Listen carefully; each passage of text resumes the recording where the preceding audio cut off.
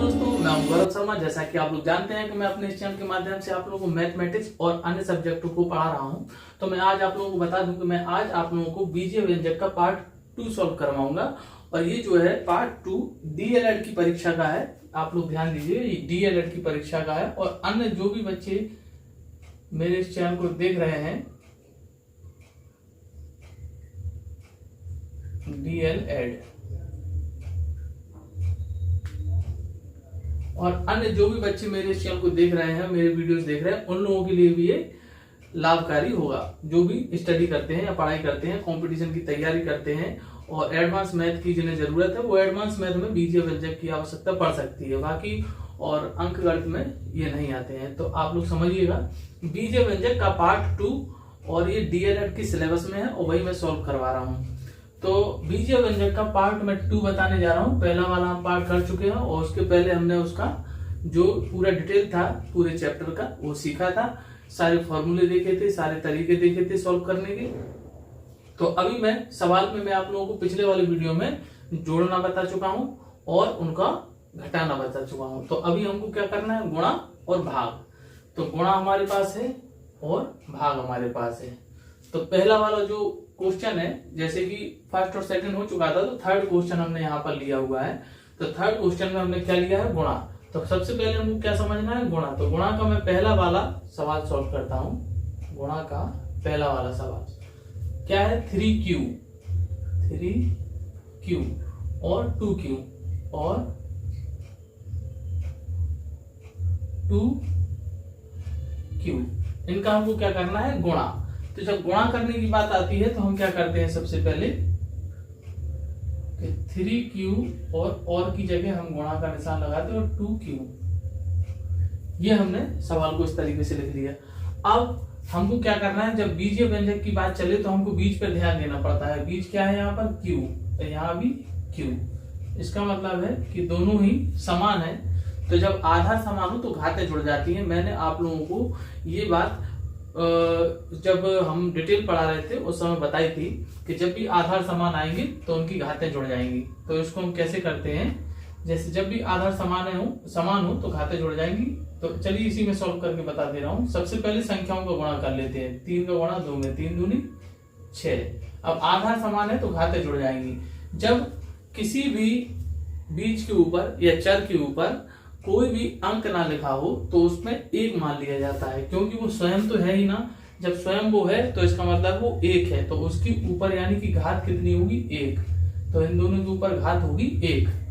तो जब हम इनका गुणा करेंगे तो आधार समान है, यानी कि q इसके पास भी है, q इसके पास भी, दोनों के आधार समान है तो घातें जुड़ जाएंगी। तो घातें 1 इसकी और 1 इसकी कितनी होगी, 2। तो आंसर क्या हो गया, 6q² आंसर। अब मैं फॉर्मूला वो लिख दे रहा हूं कि जब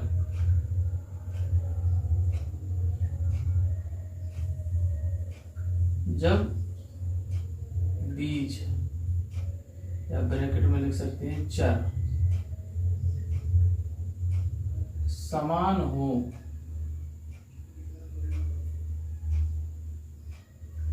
तो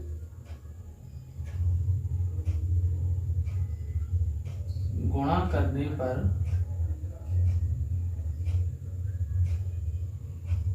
आधार समान रहता है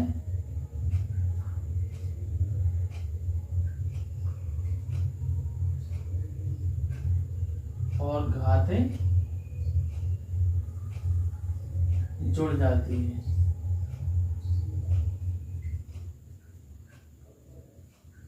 तो आधार समान रहता है और घातें जुड़ जाती है। जैसे कि और भी मैं आप लोगों को बता दे रहा हूं, जो नेक्स्ट वाला क्वेश्चन अपन सॉल्व करेंगे। जैसे कि सेकंड वाला क्वेश्चन क्या है, सेकंड वाला क्या है, 7a² और की जगह मैं डायरेक्ट गुणा लिख दे रहा हूं और माइनस का 3a²।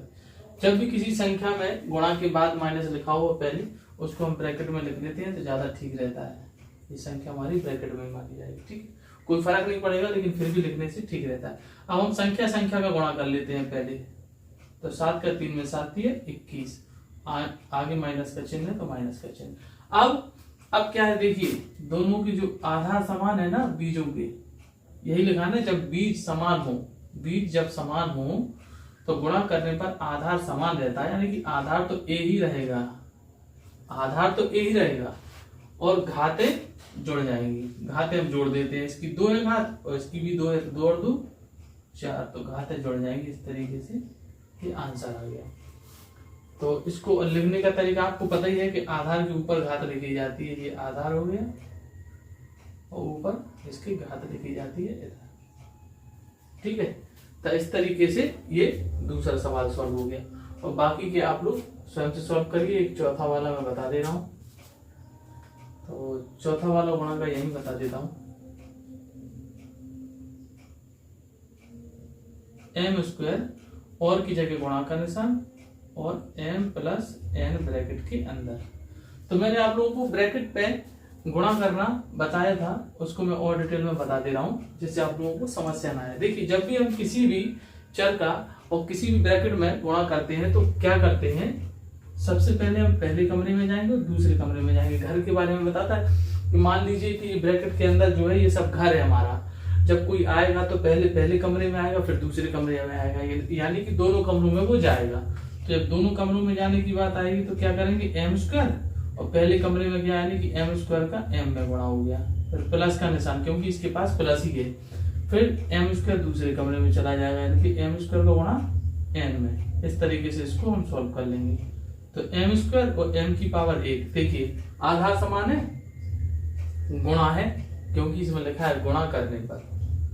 तो जब आधार समान है तो घातें जुड़ जाएंगी, सिर्फ गुणा में प्रक्रिया आएगी, याद रखिएगा। 2 और 1 3 और ये प्लस है और m स्क्वायर है, इसके पास n है, इसका मतलब इसके आधार समान नहीं है तो ये अलग ही अलग लिखे रहेंगे, बस गुणा का निशान हट जाएगा, m स्क्वायर और n। इस तरीके से ये आंसर आ जाएगा, ठीक है। अब इसी तरीके से सेम आप लोग इसको कर लीजिए। आधार समान रहेंगे, घातें जुड़ जाएंगी और जिसके आधार समान नहीं रहेंगे उनकी घातें भी अलग अलग और उनको अलग ही अलग लिखा जाएगा, बस गुणा का निशान जो है वो हट जाएगा, ठीक है। चलिए अब हम आते हैं भाग वाले पे।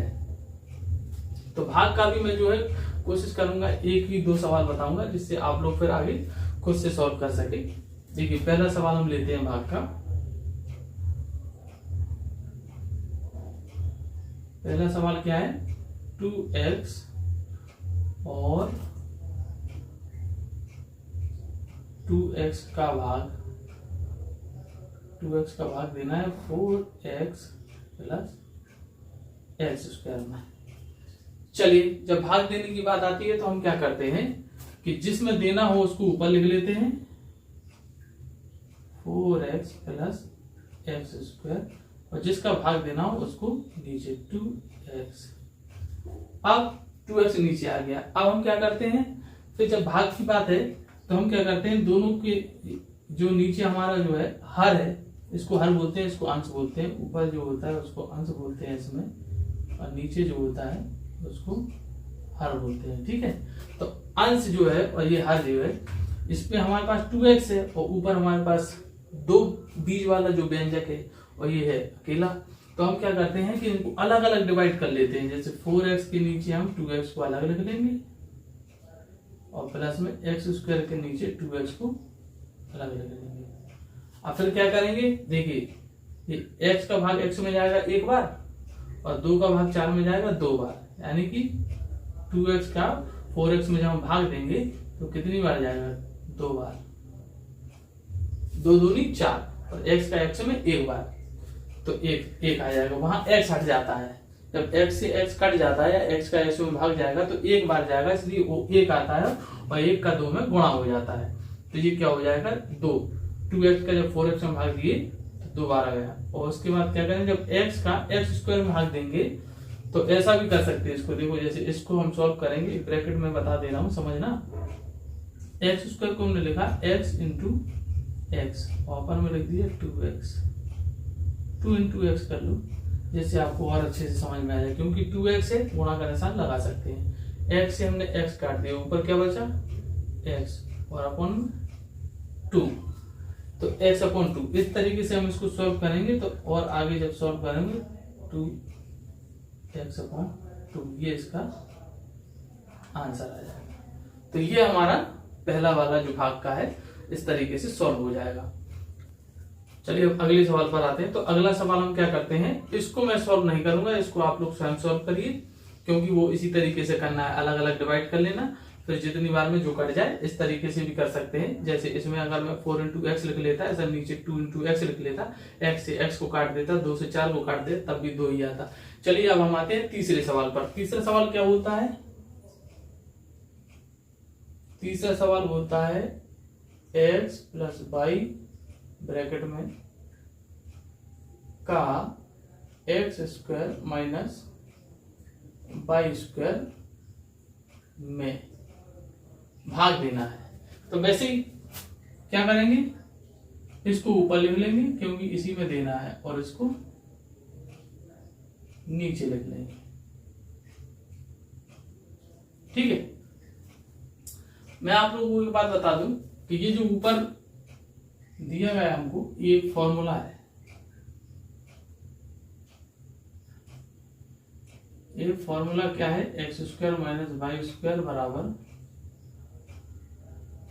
एक्स प्लस वाई और एक्स माइनस वाई। ये एक फॉर्मूला है।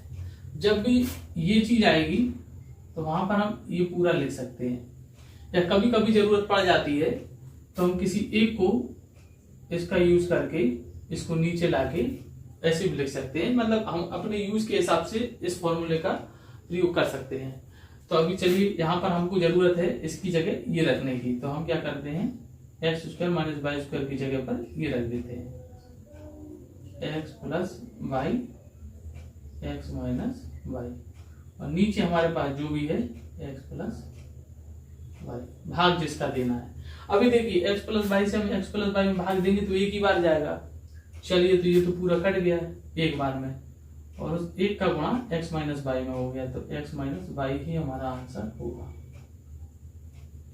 ठीक है, देखिए ये भी हो गया। अब बस सेम इसी तरीके से इसको भी कर लीजिएगा। बस इसमें क्या करना है, इसमें दो जो है दोनों के पास है, तो L को पहले टू को पहले कॉमन ले लेना, टू को पहले बाहर निकाल लेना, उसके बाद L square minus M square में सेम यही फॉर्मूला लगेगा, उससे L माइनस एम से L माइनस एम कट जाएगा, उसके बाद आंसर हो जाएगा 2 ब्रैकेट में L प्लस एम। तो इस तरीके से इसको भी सॉल्व करने हैं।